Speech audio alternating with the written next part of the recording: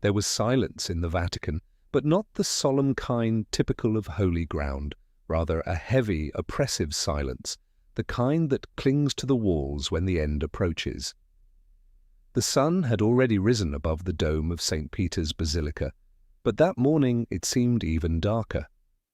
The birds that usually sang on the ancient cypresses were silent, and even the fountains whispered more softly than usual. Pope Francis was dying. His breathing had become shallow, and his voice had almost completely lost its former warmth. His hands trembled, and his eyes no longer followed those around him. Yet he was conscious and asked for something, not for a priest, not for a final sermon, not for a mass. He asked for AIDS medicine. The doctors exchanged uncertain glances, thinking he was hallucinating, but his gaze was clear and focused, and he repeated, "Bring me my dog." One of the cardinals blinked. "Your dog, Holy Father?" Francis slowly nodded. "My family must know that I am leaving." No one argued. Nobody had ever seen him like this, not as the Pope, but as Jorge, an old man who simply wanted to say goodbye to his dog. When the dog was brought into the room, a profound silence fell. The doctors stepped back, and protocol was broken, for at the edge of life, titles mean nothing. Only love matters. In that moment, the most influential man in the Catholic Church was simply a man, waiting to say goodbye to his most faithful friend.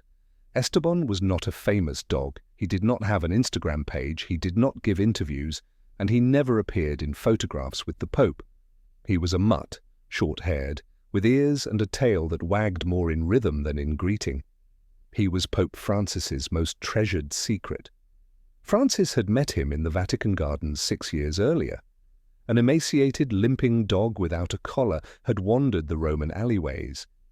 He had survived harsh conditions. Security guards wanted to remove him, and staff suggested calling animal services. But Francis, looking into the dog's eyes, said, "He knows what pain is. Let him stay." The next day, Estabbon was still there. And it continued, month after month. By the end of the first month, he was no longer alone. He had become part of their quiet walks, part of the man himself. They never told the world about him. "Some things happen between souls," Francis once told a trusted cardinal. Estabbon became his morning shadow during moments of reflection. His quiet heartbeat accompanied the Pope through hard days. No tricks, no demands, only gifts of silent companionship. He would lie at Francis's feet during prayer, quietly watching as he wrote in his journal. In difficult times, Estabbon would nudge his master's knee with warmth.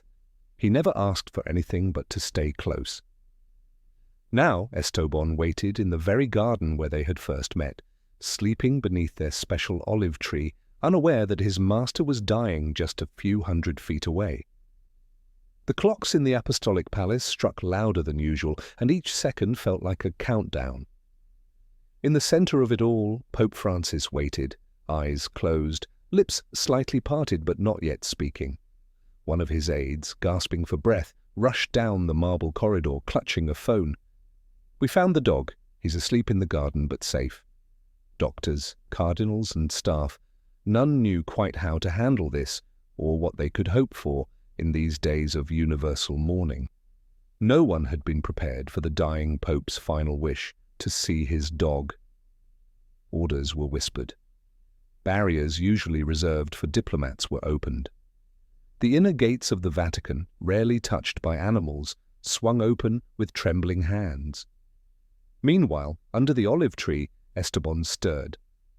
Something in the air had changed. He lifted his head, sniffed the wind, and knew he was being called home.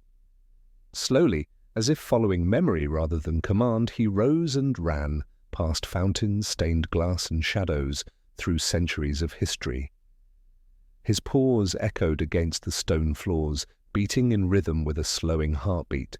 In the Pope's room, filled with the hum of oxygen machines, Francis opened his eyes and whispered, "He's coming." No one had told him. He simply knew. The room fell silent as the door opened. Doctors, priests, and mourners with aides all seemed to hold their breath. Someone lightly touched Estabbon on the shoulder. He paused at the door, tilted his head, his ears twitching. Then, without hesitation, he trotted straight to the bed. Pope Francis turned his head. His eyes barely visible, he struggled to focus. But when he saw Estabbon, his gaze filled with something no medicine could provide. Peace. The old dog placed his paws on the edge of the bed, asking without words, "Are you all right?" Trembling, Francis reached out his hand and Estabbon leaned in, pressing his muzzle into the Pope's palm. And there they stayed, a man dying and a dog simply being there, silently promising to stay. A nurse wiped away tears. A cardinal turned away to hide his emotions. Francis whispered, "With barely any breath left, you kept your promise. You stayed with me until the end." Finally, he closed his eyes, smiling gently. Then he whispered his last request. "Do not let him go back to the streets. Promise me he will always be loved." One of the cardinals, voice breaking, vowed, "Holy Father, I swear to you, Estabbon will always have a home." And then Pope Francis took his last breath, not during Mass, not under camera flashes, but with his fingers tangled in the fur of the one who cared nothing for hats, power, or history, only for the man. At dawn, the bells of St. Peter's rang, not for joy, but in mourning. The world began to cry. News agencies exploded with headlines. Pope Francis dies at 88. Flowers were laid by presidents, imams, and rabbis. Monuments were lit in white and gold. Flags were lowered. Mass pilgrimages were planned. But in the Vatican, Estabbon refused to move for hours after Francis had passed. He lay curled up by the bedside, silent and refusing food. When one of the cardinals tried to lift him, Estabbon growled, not from threat, but from pain. "Leave him be," the Pope's doctor said. Just 2 days after Pope Francis left this world, Estabbon witnessed his funeral in the very heart of the Vatican. The funeral was solemn, sacred, and profoundly human. Thousands filled the square. Millions watched silently from their homes. Heads of state, religious leaders, and grieving faces were all drawn to Estabbon. I noticed something extraordinary. At the edge of the platform lay a brown dog, quietly watching. It was the dog no one had known about, the companion from the gardens, the one Pope Francis had asked to see before his last breath. He was not part of the ceremony. He had not been officially invited. He was simply there, as he had been every morning, beside the man he loved. When the casket was raised, cameras captured Estabbon. He stood, took 3 slow steps, and then lay down again. The photograph flashed across the world within minutes. That dog became the friend of the Pope, and their bond was stronger than any title. Hours after the Pope's death, the Vatican released a short statement. In his final moments, Pope Francis was accompanied by his beloved dog Estabbon, whose devotion needed no explanation. For the world that had followed Pope Francis for a decade, this was the clearest message he had ever sent. Love is the simplest and only truly important thing. Love is the one who stays with you when you have nothing left to give. The day after the funeral, St. Peter's Square was quieter than usual. The crowds had dispersed, the bells no longer rang, but Estabbon was still there, lying under the same olive tree where he and Francis had once walked together. His eyes were open, but he barely moved. He did not chase birds. He did not respond to voices. He only waited and listened.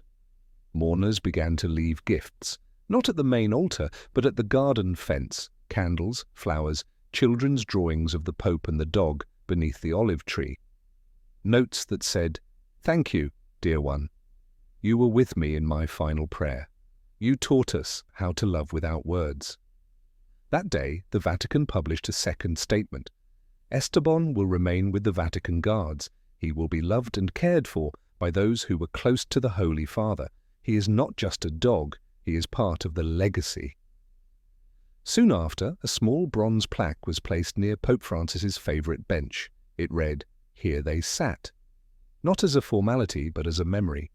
One spoke to millions, the other listened only to the one they both loved, in silence.